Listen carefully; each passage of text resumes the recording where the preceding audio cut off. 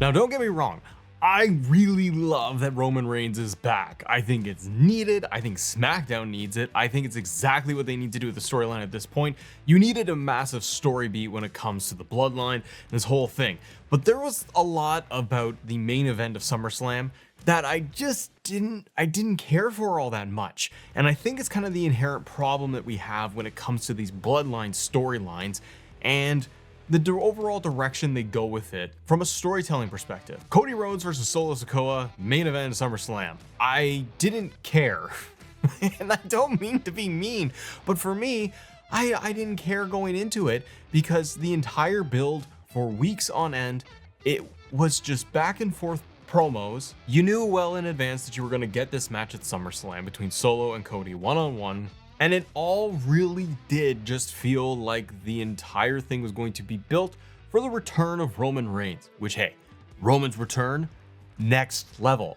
You guys even see on like WWE Shop, they released like the WWE title, the Roman the Tribal Chief Championship. The thing sold out in like 2 hours. It was insane. The Roman back, yay.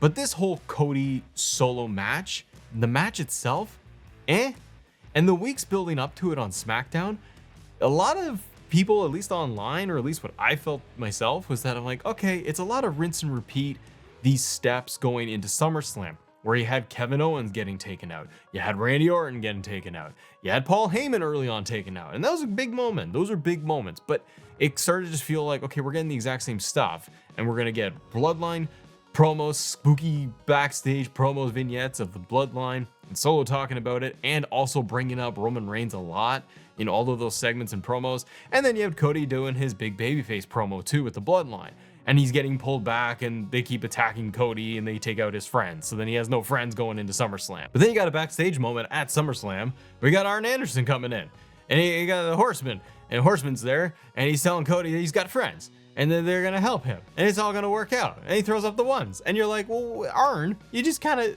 all right, we already expected Roman to come back, we already anticipate Roman coming back, and then they already throw that back out there. So you then have the match itself, and this is the problem I had with even original Bloodline stories, but it didn't always have this issue, because I think it was a lot of the story built into it and how well they could do the storytelling within the dynamics of the match. And what I mean is, you got 12 to 15 minutes of Cody and Solo just having a match, and it didn't matter.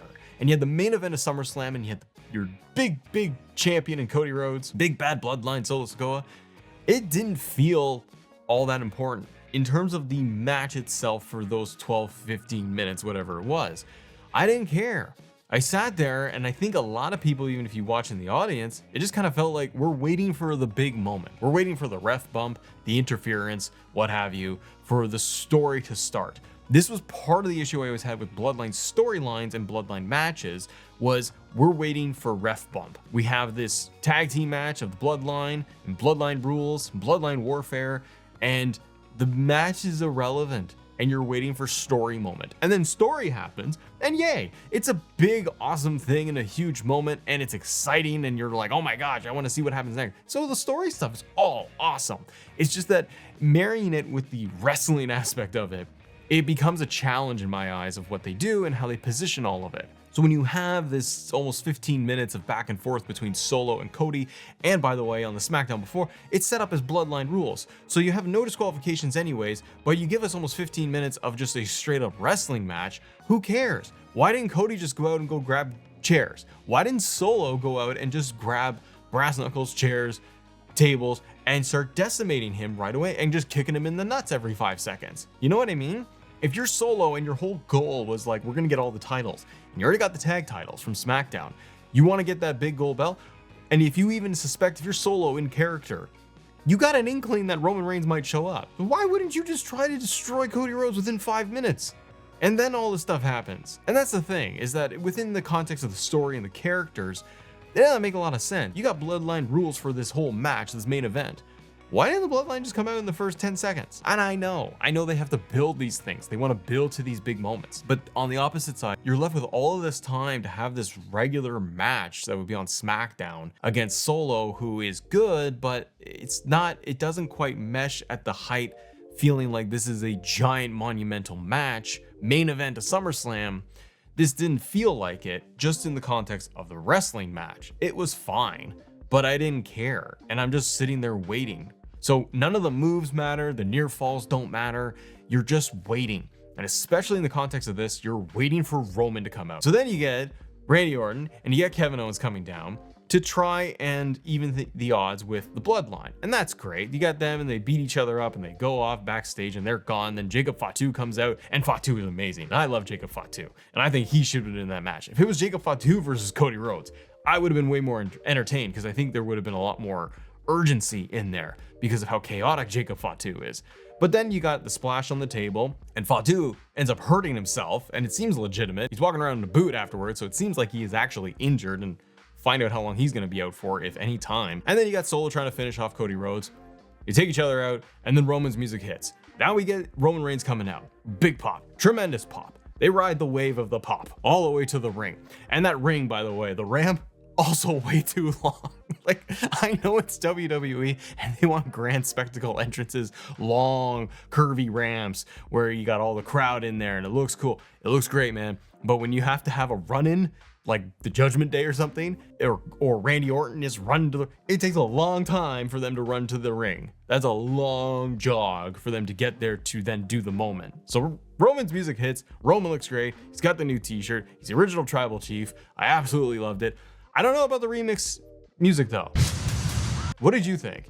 Roman's got a lot more drums, it's more epic, it's his WrestleMania theme. So they've remixed it up. Now, the problem I have with Roman's theme is that it's long. It's very long in the setup. So you hear that drum, him to just boom, come out and get going. But it's the build. So these two are in the ring and they're selling and they're knocked out and they're waiting for Roman to come out. And you want that big moment. But I think, like, in the context of this whole thing, in the main event title match, and you got Roman coming out, you need like quick drums and then he comes out. You need that Austin kind of momentum in terms of the entrance, where Austin is just glass shatter, out he comes, and the crowd erupts. And they did. The crowd erupted and I loved it too, but it takes so long. So you have all this build up with the drums and then Roman comes out and then he just starts making his way out. And eventually he comes down to the ring and then he slides in. But again, that entrance ramp is so long that it feels like it would wane on the crowd a little bit. Now we get Superman punch, we get a spear onto Solo Sikoa. He makes the decision, he takes out Solo, and you get a cool moment of Cody and Roman looking at each other. And I loved all of that. And then Roman walks away. It's really, really cool. And you miss Roman Reigns and you feel like you needed this. But did the whole thing land the way you wanted it to? I'm not sure. And I'm sure we could pick apart in ways that you could do this differently. Then you get Cody Rhodes. He finishes off Solo Sikoa with one crossroads, but then previously it took a lot of crossroads and he still kicked out. And then also, like, with the bloodline, and they're just like decimating Cody. Cody gets like just destroyed, like tables and just every move under the sun, and he still kicks out. So it's like, again, the wrestling part of this whole story is just kind of in the way. I think that if you had to redo this, you shrink it down to like Sammy Braun level, where you had 5-6 minutes of a match, but more of like just chaos because it's bloodline rules. So you start them off with just going a million miles an hour trying to do finishers, kind of like a Goldberg Brock match or a Roman Brock match, just laying into your big moves right away. And then you have all of the schmozzy breakdown, everyone comes out, so you keep the momentum going. Then the whole main event thing ends up being 20 minutes instead of 15 minutes of a match, and then the other half is another 15 minutes of the story. I think you could have melted them together a little bit better. The question mark is going to be what's going to happen with Roman and what's he going to do, because he's going to show up on Friday Night SmackDown. We're going to get Roman to address everything. My guess is he's going to come out to the ring to start off SmackDown, and it's going to say, acknowledge me, and he's going to tell Solo to acknowledge him, and you might have the bloodline get involved, or they're going to set it up where Roman is going to get attacked by the rest of the bloodline, and they're going to try to go after him, and Cody swoops in and makes the save to Roman. Maybe that is going to set up down the road, maybe at like Bad Blood, where you're going to get a tag team match of Cody and Roman versus Bloodline. Maybe they do something like that, because I don't think Roman's going to go and just get into a singles match with Solo right off the bat. I think they're going to build to it. Now, another interesting piece out of all of this was even the press conference afterwards, where you had Cody Rhodes sitting there doing the press event, talking about Roman Reigns, and that he tapped on the belt itself. Roman's looking at him too in the ring, and Cody said in the press conference that, you know, Roman and Cody should go one more time. Do you want that? Do you want to see Cody and Roman Reigns go at it one more time? Because right now they're 1-1. You could have the final match, the third match in a trilogy. I think you could get there. But maybe you do it down the road when there's no title involved. Maybe at some point, if it's going to be just Roman and Cody and it's 2 years from now, maybe that's when you're going to do a final Roman Cody match, no belts, just for who is kind of the top guy in there. And then it doesn't have the weight of the whole belt situation. But you know what? Roman's return, it was epic. And it's exactly what SmackDown needs. It's exactly what the storyline needs, because I don't know how much more you can do with Cody dealing with the bloodline. The thing is too, and I've said this in other videos, Roman Reigns coming back to SummerSlam and returning to SmackDown, I worry a little bit of how much this overshadows Cody, because Roman is the bigger star in this whole storyline. It's the bloodline storyline. Cody has already finished his story, and that's where I feel like Cody's got to get going doing something else. I'm sure he still will be in this bloodline thing for a while. Maybe it won't end. Maybe he will go off and face The Rock at WrestleMania. Maybe that is the plan. Who knows? But I do feel like Roman coming back, man, that's a bigger deal than whatever Cody is doing. Still like Cody, still think it's awesome having him as champion. Really interested to see where the story is going to go, but I can't help but feel that Roman is really going to overshadow whatever Cody Rhodes is doing on a week-to-week basis. But I do feel like that main event for SummerSlam, that was the stuff that didn't work for me, that didn't really land, was that whole first half of the match. Was Roman's return exactly what you wanted though?